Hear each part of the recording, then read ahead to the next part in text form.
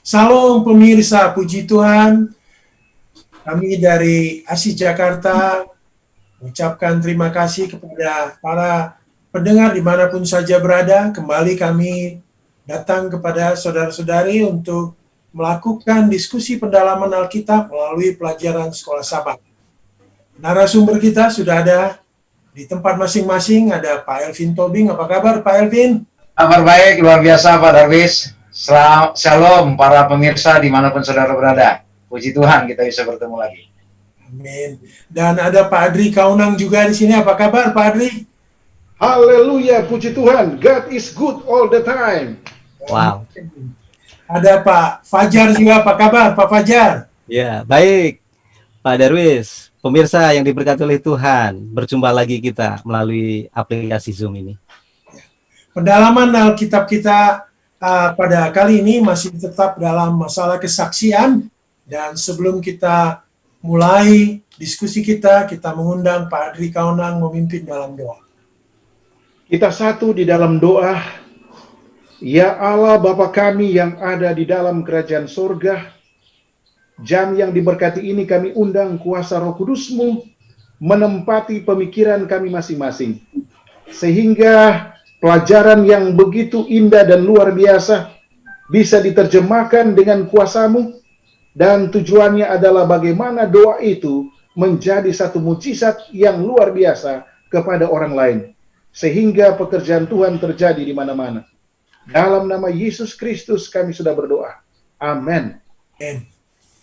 Pemirsa, di mana saja berada, topik kita kali ini yaitu suatu kuasa doa mengantarai untuk orang lain. Kita akan pelajari bagaimana kuasa doa ini juga sangat luar biasa dalam kita bersaksi menyaksikan Kristus kepada orang lain. Baik, kita minta Pak Tobing mungkin menguraikan lebih besar bagaimana kira-kira pembahasan kita pada kali ini. Silakan Pak Tobing. Terima kasih Pak Darwis. Pemirsa diberkati Tuhan, kita punya pelajaran luar biasa pada minggu ini.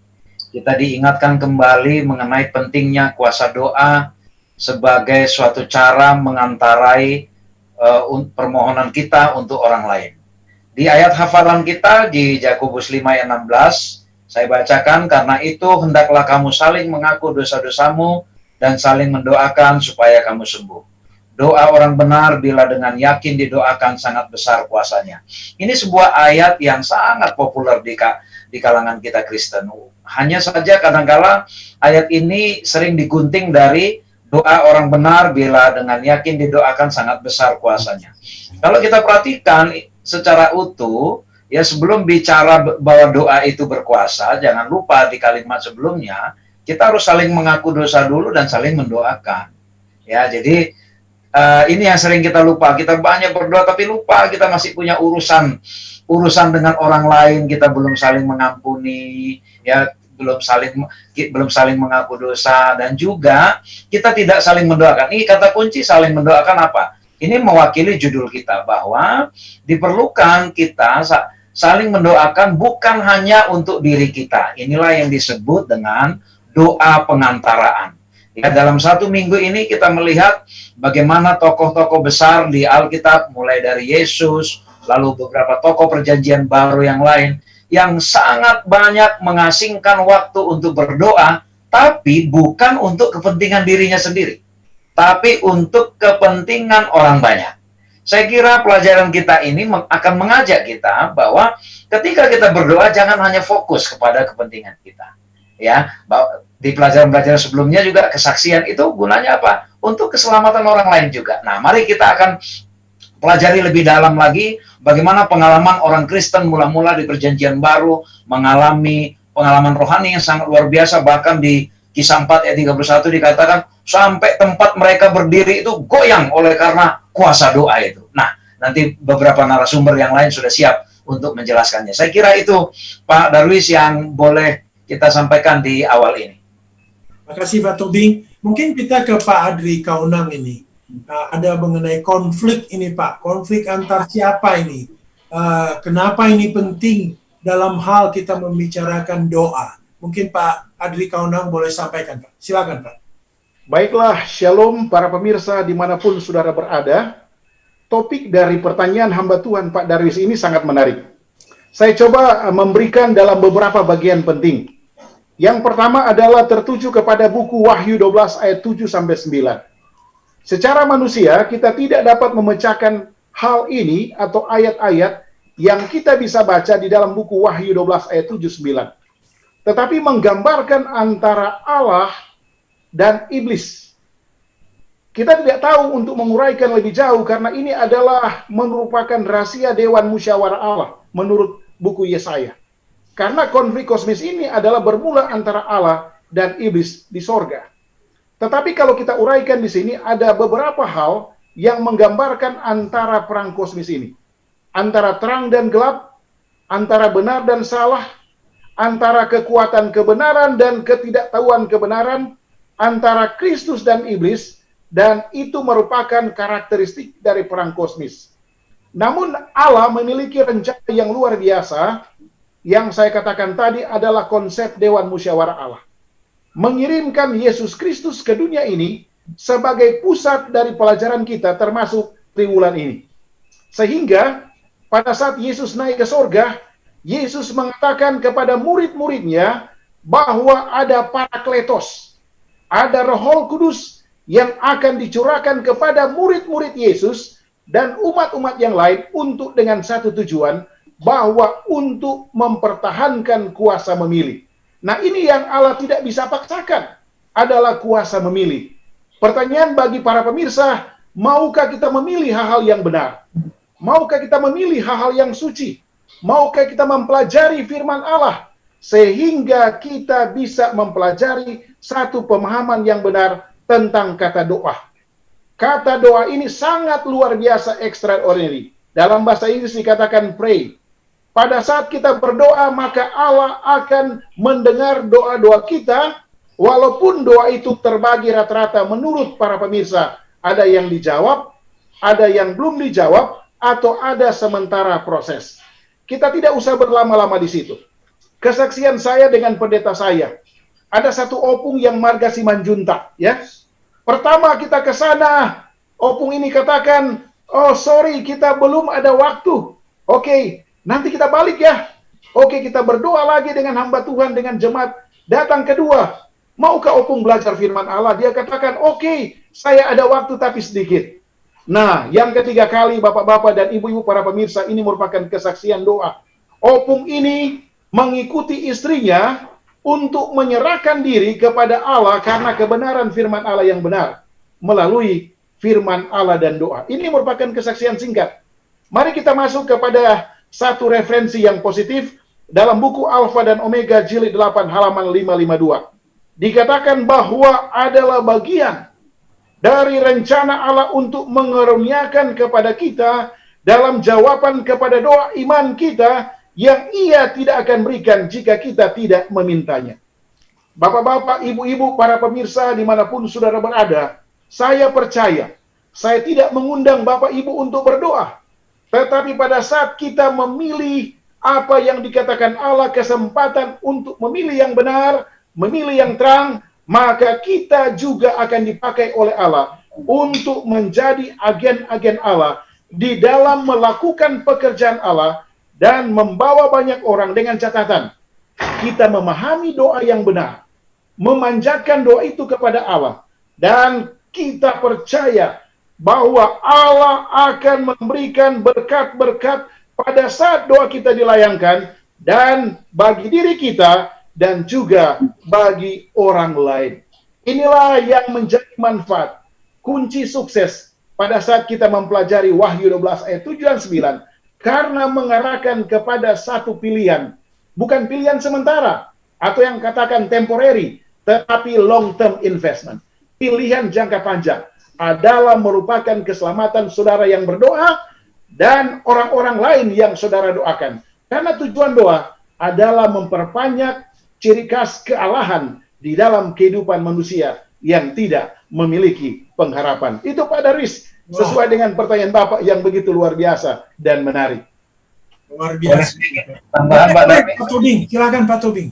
Ya, jadi luar biasa penjelasan Pak Adri. Pemirsa, bahwa kita diingatkan melalui pelajaran kita hari ini, kita ini berada di sebuah konflik yang sangat luar biasa yang di luar kekuatan kita sebagai manusia. Kalau kita anggap enteng, kalau kita menyepelekan, ya, kita akan menjadi korban dari konflik ini. Nah, diingatkan kepada kita, karena ini konflik kosmos yang benar-benar di luar kemampuan manusia biasa, tanpa kebergantungan, tanpa punya hubungan yang kuat melalui doa dengan si pemilik alam semesta ini, kita akan dilumat oleh setan itu. Ya, kita akan dilumat. Saya kira itu yang mungkin boleh saya tambahkan, pesan yang disampaikan kepada kita dalam pelajaran hari ini. Ya, jadi jelas sekali ini peranan doa ini sangat penting di dalam masalah konflik ini yang memberikan kekuatan kepada kita. Karena setan juga sangat kuat ya Pak. Kita bisa jatuh oleh karena godaan setan sangat kuat. Doa menolong kita. Mungkin Pak Fajar ini mengenai contoh dari doa. Dikatakan Yesus pendoa syafaat yang sangat berkuasa. Nah, ini satu contoh barangkali bagaimana Yesus berdoa untuk orang lain. Silakan Pak Fajar. Terima kasih Pak Darwis. Ya. Yesus memang salah satu pendoa syafaat yang berkuasa ya. Jadi dia memberikan satu contoh bagi kita. Bila mana kita tahu bahwa di atas dunia ini ada satu konflik secara universal, secara kosmos antara yang baik dan jahat. Dan yang satu-satunya cara kita bisa menghindari menjadi satu senjata bagi kita hanya melalui doa. Kita pengen tahu siapa yang menjadi satu contoh utama sehingga kita itu meneladani akan apa yang dilakukan oleh dia, yaitu Yesus. Salah satunya adalah Yesus. Kita coba buka di dalam Lukas pasal 3 ayat yang ke-21. Ini adalah kisah di mana Yesus sebelum menjalankan pelayanannya dan dibaptis, dia benar-benar dia berdoa. Lukas 3:21. Ketika seluruh orang banyak itu telah dibaptis dan ketika Yesus juga dibaptis dan sedang berdoa, terbukalah langit. Kemudian kita dengar ada suara Allah Bapa, inilah anakku yang kekasih, kepadanya lah aku berkenan. Yesus memberikan satu contoh bagi kita sebelum kita memulai bersaksi, sebelum kita memulai pelayanan kita, berdoa merupakan senjata yang paling utama. Yesus saja gunakan. Kita sebagai pengikut Yesus yang mengakui sebagai pengikut Yesus, tentunya kita menggunakan alat yang sama, yaitu doa syafaat. Dan seberapa besar doa syafaat yang dilakukan oleh Yesus? Pada waktu dia dicobai oleh setan, dia berhasil mengalahkan 3 kali pencobaan yang dilakukan oleh setan. Dia bisa kalahkan. Kemudian, dia bisa menggunakan kuasa doa ini, dia menyembuhkan orang yang lumpuh, orang yang kusta, orang yang buta, orang yang sakit semuanya, dia bisa sembuhkan dengan doa. Bahkan dia menyediakan makanan untuk 5.000 orang. Itu karena apa? Karena dia berdoa. Kita juga bisa melakukan hal yang sama karena kita yakin bahwa Yesus saja mengakui bahwa dalam pertempuran antara yang baik dan yang jahat, doa adalah senjata yang perkasa untuk mengalahkan kekuatan dari neraka. Ini sangat luar biasa sekali. Yang kedua, doa ini dapat menyentuh bagi orang yang kita akan jangkau. Ada satu kutipan yang bagus ini ya. Pemenang jiwa, yaitu kita semuanya, itu akan efektif adalah pria dan wanita yang benar-benar dia selalu berdoa. Yesus, dia mendoakan salah satu muridnya, yaitu Petrus. Petrus, engkau akan mendapatkan satu pencobaan, tapi aku akan mendoakan kamu.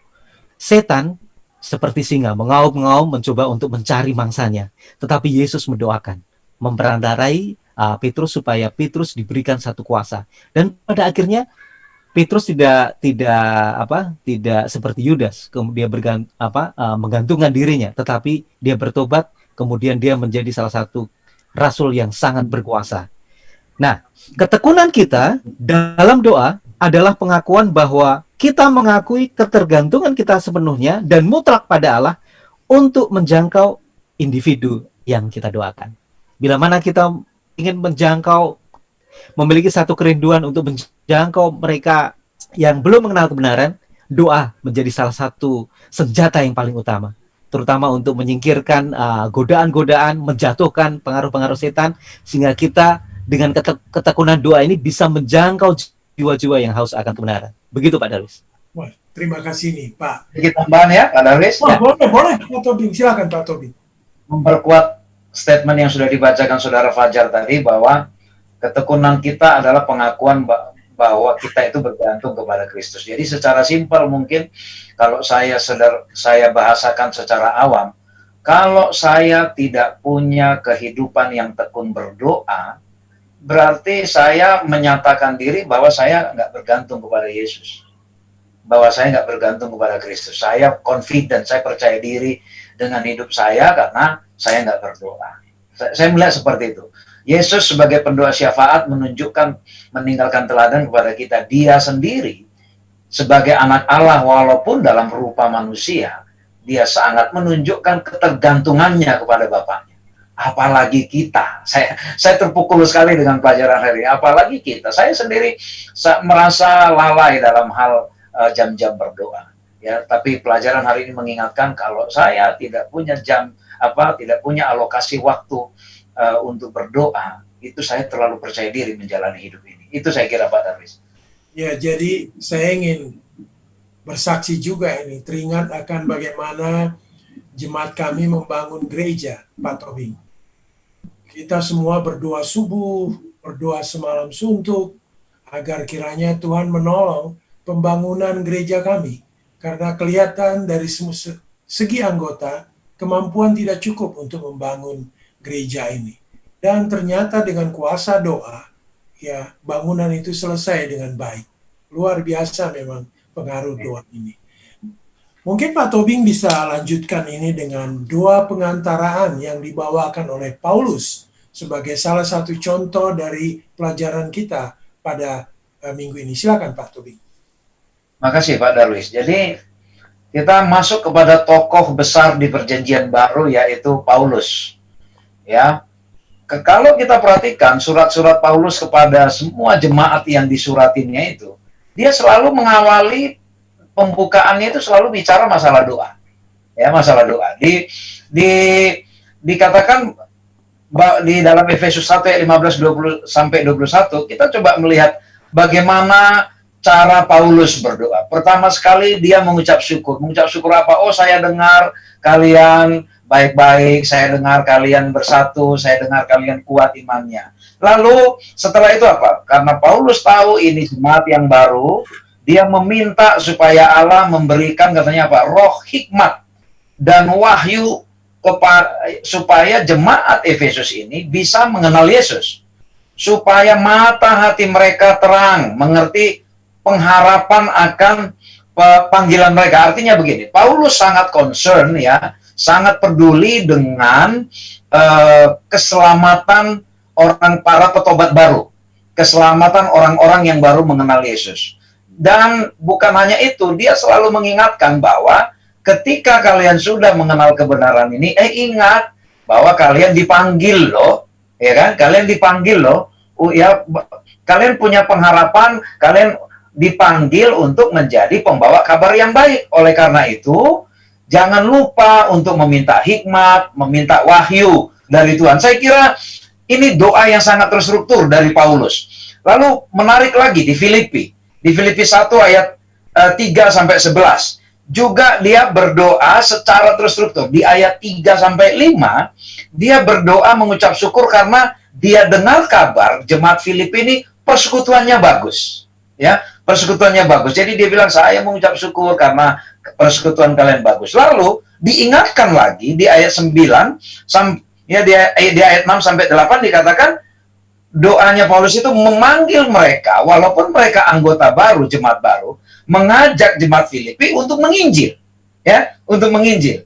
Lalu di ayat 9 sampai 11 dikatakan bahwa supaya memperkuat kasih, ya, memperkuat kasih. Supaya nanti apa? Supaya nanti kalian siap untuk menerima kedatangan Yesus itu. Jadi kita lihat coba bagaimana pedulinya Paulus terhadap kesatuan, terhadap panggilan-panggilan penginjilan untuk semua orang yang sudah mengenal kebenaran yang dia tobatkan. Jadi saya kira ini pelajaran yang baik bagi kita seluruh umat Advent ketika kita giat menginjil membaptiskan. Setelah kita baptiskan, kita harus punya doa pengantaraan yang menunjukkan kepedulian kita seperti Paulus peduli kepada para petobat baru itu. Ini yang sering menjadi dilema bagi kita. Banyak yang kita tobatkan, setelah kita baptis kita lupa dengan mereka, kita fokus lagi cari yang lain, yang di dalam hilang karena kita tidak doakan. Kita berterima kasih kepada Paulus, bagaimana dia memaintain, memelihara jiwa-jiwa baru itu. Saya kira itu Pak Darwis yang boleh kita sampaikan dari pelajaran ini. Ya, sebaiknya kita harus ingat ini ya. Kita mendoakan khususnya Pak Adri Kaunang, banyak yang dibaptis. Kita harus doa khusus Pak Adri Kaunang buat teman-teman kita yang sudah dibaptis. Jangan lupa, karena mereka menginginkan doa kita, mengucap syukur kita dahulu, lalu mendoakan mereka agar mereka tetap setia ya. Malah katanya untuk jadi pengabar Injil juga. Luar biasa. Ya, ini mungkin kita lanjut dengan topik yang baru dari Pak Adri ini, tolong dibahas ini. Ada kekuatan yang tak terlihat, Pak. Apa ini kekuatan yang tak terlihat ini di tempat kerja kita? Mungkin di tempat kerja di mana saja berada, ada kekuatan yang kita butuhkan sehingga kita lebih baik bekerjanya, lebih efektif, lebih bagus. Silakan Pak Adri. Jadi pertanyaan terbesar di dalam pelajaran ini adalah apa yang sementara dipikirkan oleh Daniel. Nah, itu merupakan suatu bahan masukan. Menurut pemahaman firman Allah, beliau atau hamba Tuhan ini, Daniel, sementara memikirkan 4 faktor penting. Pertama adalah fisik dari bangsa Israel secara keseluruhan, bukan hanya individual. Yang kedua adalah mental secara bangsa. Yang berikut emosional secara bangsa. Dan yang utama adalah spiritual secara bangsa. Itulah sebabnya di dalam buku Testimonies for the Church, maka beban 4 faktor tadi bisa dihancurkan. Beserta dengan kondisi yang ada di Babel. Kita bisa pelajari di sana di dalam buku Daniel 10 ayat 10 sampai 14. Itu ada history yang memakan waktu yang lama bila mana kita uraikan. Namun poin yang pertama adalah Daniel mempraktekkan doa X yang kita sementara lakukan saat ini. Ucapan syukur, pengakuan dosa, permohonan dan terima kasih kepada Allah berulang-ulang. Itulah sebabnya dikatakan 3 pekan, bukan 1 pekan Pak Darwis. 3 pekan. Dan apa yang terjadi? Mujizat, malaikat datang menyentuh dia. Kalau kita baca lebih dalam. Tujuannya dari Daniel ini adalah menggambarkan 2 sisi yang besar. Seperti yang saya jelaskan tadi dalam buku Wahyu 12, bahwa perang antara setan dan Allah, antara setan dan kuasa kealahan, dan akhirnya doa Daniel tercapai. Amin, saudara, para pemirsa dimanapun saudara berada. Ketika Daniel berdoa, maka Michael, Yesus yang Maha Kuasa, turun dari surga untuk mengalahkan kekuatan mereka. Mereka ini adalah mau dia iblis, mau dia raja Media Persia, mau dia raja Babel, tetap mereka itu adalah kumpulan sekutu yang dilumpuhkan oleh Allah. Karena apa? Rahasia secret of prayer. Rahasia doa yang Daniel selalu lakukan setiap hari dan disebutkan 3 kali di dalam doanya. Saudara dan saudari, para pemirsa dimanapun saudara berada, kita harus percaya bahwa tidak ada satupun dari doa kita yang luput dari perhatian Allah. Ingat, tidak ada satu doa saudara dan saudari yang luput dari attention Allah. Apakah saudara meminta jiwa? Bisa saja. Apakah saudara meminta supaya disembuhkan dari COVID? Bisa saja. Apakah saudara meminta supaya saudara dapat jodoh? Bisa saja. Semua itu saya sebut dengan krisis yang tidak bisa dikalahkan oleh saudara dan saya. Pertanyaan bagi kita semua adalah untuk menjawab pertanyaan dari hamba Tuhan Pak Darwis. Kekuatan apa yang bisa kita peroleh supaya baik di tempat kerja, dimanapun kita berada, bisa kita selesaikan? Hanya satu. Yesus katakan dalam Yohanes 14 ayat 6, Akulah jalan, kebenaran, dan hidup. Inilah solusi Daniel dan juga solusi bagi para Daniel modern yang saat ini sementara menunggu pengharapan yang jelas. Ini Pak yang bisa menjadi beberapa tips buat pertanyaan hamba Tuhan Pak Darwis. Wah, luar biasa ini Pak Adri. Mungkin kita ke topik berikutnya, yaitu mengenai apa sih fokus doa kita ini? Apa yang mau kita doakan? Apa lebih fokus, lebih spesifik yang mau kita sampaikan? Mungkin Pak Fajar boleh menguraikannya, Pak. Silakan, Pak. Terima kasih Pak Darwis. Kita udah masuk untuk yang fokus doa kita ya. Jadi ada beberapa permohonan-permohonan, permintaan-permintaan kepada Allah Bapa, kita boleh sampaikan itu melalui doa syafaat ini. Saya senang sekali ada satu ayat, yaitu dari buku kitab Samuel dan Ayub tentunya. Saya hanya baca di 1 Samuel 12 ayat yang ke-23. 1 Samuel 12 ayat 23. Mengenai aku, jauhlah daripadaku untuk berdosa kepada Tuhan dengan berhenti mendoakan kamu. Aku akan mengajarkan kepadamu jalan yang baik dan yang lurus. Ini luar biasa sekali ini. Untuk Samuel, dia merasa berdosa jikalau dia tidak mendoakan orang lain, menyampaikan tentang hal-hal yang baik dan hal-hal yang lurus, kebenaran yang lurus. Nah, ini menjadi satu pelajaran bagi kita tentunya ya, bahwa kalau kita tidak berdoa untuk orang lain, itu bisa menjadi dosa buat kita. Bisa menjadi dosa buat kita. Nah, ini kita diingatkan oleh Samuel. Saya akan merasa berdosa bila mana saya tidak mendoakan orang lain. Ini luar biasa. Bahkan Ayub sendiri juga mengatakan bahwa supaya orang itu mendoakan orang lain kepada Allah. Jadi artinya pada waktu kita fokus untuk berdoa, bukan hanya untuk mendoakan diri kita sendiri, kebutuhan kita sendiri, tetapi kita juga mendoakan orang lain, kebutuhan orang lain, kerinduan orang lain untuk mendengarkan firman Tuhan, bahkan memohon pertolongan Tuhan, supaya orang lain ini dapat terbuka, dihindarkan dari segala pencobaan, dari setan, dan dia mengenal kebenaran. Yang paling utama adalah bagaimana kita bisa menjangkau orang lain, mengenal kebenaran, supaya mereka bisa mengenal dengan jauh, kalau kita tanpa dilandasi dengan doa, mendoakan orang lain supaya mereka dipenuhi firman Tuhan, dipenuhi oleh Roh Kudus, sehingga kehidupan mereka diterangi Roh Kudus, sehingga akan jauh lebih mudah mereka mengerti dan memahami akan kabar kesukaan ini, yaitu tentang Injil kebenaran. Ada satu kutipan yang bagus di dalam Ellen G. White. Ellen G. White menggambarkan kekuatan doa dalam kata-kata yang penting ini. Iblis tidak dapat bertahan menghadapi saingannya yang penuh kuasa berdoa karena dia takut dan bergetar di hadapan kekuatan dan keagungannya. Ini satu kutipan yang bagus buat untuk kita semuanya. Kita tahu bahwa setan itu takut kepada pendoa-pendoa yang memiliki kekuatan keagungan daripada Tuhan. Selalu dikelilingi oleh malaikat-malaikat, sehingga mereka setan ini dan sekutunya, mereka akan takut bila mana kita dikelilingi oleh kuasa keagungan dan keilahan dari surga. Begitu Pak Darwis. Terima kasih. Ini pentingnya kita mendoakan orang lain ya Pak ya. Jangan hanya mendoakan diri kita sendiri, tapi orang lain, dan sekaligus itu membawa berkat bagi kita karena kita mendoakan orang lain. Luar biasa. Mungkin ini Pak Tobing bisa memberikan beberapa kesimpulan dari pembahasan kita kali ini, sehingga pemirsa di rumah dapat mendapatkan apa yang penting yang akan dibawakan dalam kehidupan ini. Silakan Pak Tobing.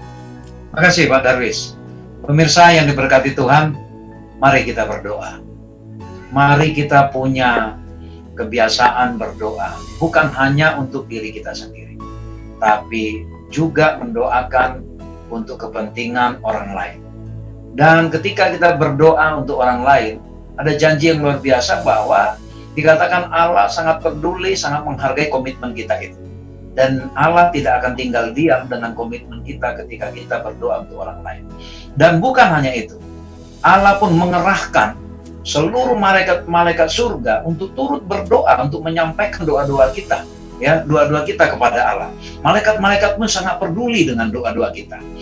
Dan kesimpulan yang berikut lagi adalah janji yang sangat luar biasa. Ternyata tidak ada satupun doa yang hilang yang disampaikan dengan tulus. Ya, tidak ada satupun doa yang hilang. Bisa saja kita melihat kok sepertinya belum terjawab, tapi dikatakan doa-doa yang kita layangkan itu tetap ada di surga untuk dijawab di waktu dan cara yang tepat, ya, di waktu dan cara yang tepat menurut ukuran Allah. Ya, jadi tidak ada doa kita yang hilang, tidak ada doa kita yang tidak didengarkan oleh Tuhan, tidak tercatat. Semua itu ada di surga. Tuhan akan jawab, tapi dengan cara Dia. Jadi jangan kita juga mematok bahwa yang kita minta A harus A yang Tuhan berikan. Tuhan punya cara yang lain dan Tuhan punya waktu yang tepat untuk menjawabnya. Bisa saja tidak saat ini, tapi satu waktu kita baru tahu, oh ini ternyata jawaban Tuhan itu. Tuhan tidak berikan seperti yang saya minta, Tuhan berikan yang lain, rupanya karena Tuhan tahu apa yang terbaik bagi saya.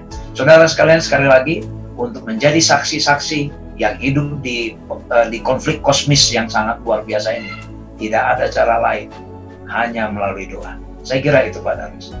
Terima kasih Pak Tobing. Baiklah, kita berharap pemirsa di mana saja berada mendapatkan suatu kesimpulan yang luar biasa, dan ini memberikan inspirasi baru bagi mereka. Baik, kita akan tutup diskusi kita pendalaman Alkitab ini dengan doa yang dipimpin oleh Bapak Fajar. Silakan Pak Fajar. Baik saudara, kita akan satu dalam doa. Kembali kami datang menghadap kehadirat-Mu Tuhan. Terima kasih atas pelajaran yang luar biasa pada pagi hari ini Tuhan. Supaya kami dapat boleh menjadi pendoa yang tekun, setia di hadapan Tuhan. Supaya kami memiliki satu kekuatan dari surga. Supaya kami dapat boleh menjangkau jiwa-jiwa yang baru. Biarlah kami menjadi pendoa syafaat yang selalu mendoakan orang lain. Bukan hanya untuk mendoakan untuk kepentingan diri. Karena kami tahu bahwa kekuatan doa ini akan sangat luar biasa sekali. Bapa, ajari kami menghitung hari-hari kami. Supaya kami dapat beroleh hati yang bijaksana untuk selalu setia, selalu berdoa di hadapan Tuhan. Memberkati seluruh pemirsa dimanapun mereka berada. Biarlah pelajaran ini juga akan menginspirasi mereka untuk selalu tekun di dalam doa setiap hari. Kami serahkan semuanya di dalam nama Yesus kami berdoa dan mengucap syukur. Amin. Terima kasih para pemirsa, terima kasih Pak Tobing, Ya, terima kasih Pak Darwis dan Pak Fajar. Terima kasih Kita semuanya. bertemu kembali ya. Ya, Terima kasih. Tuhan berkati. Tuhan memberkati kita. Amin. Amin.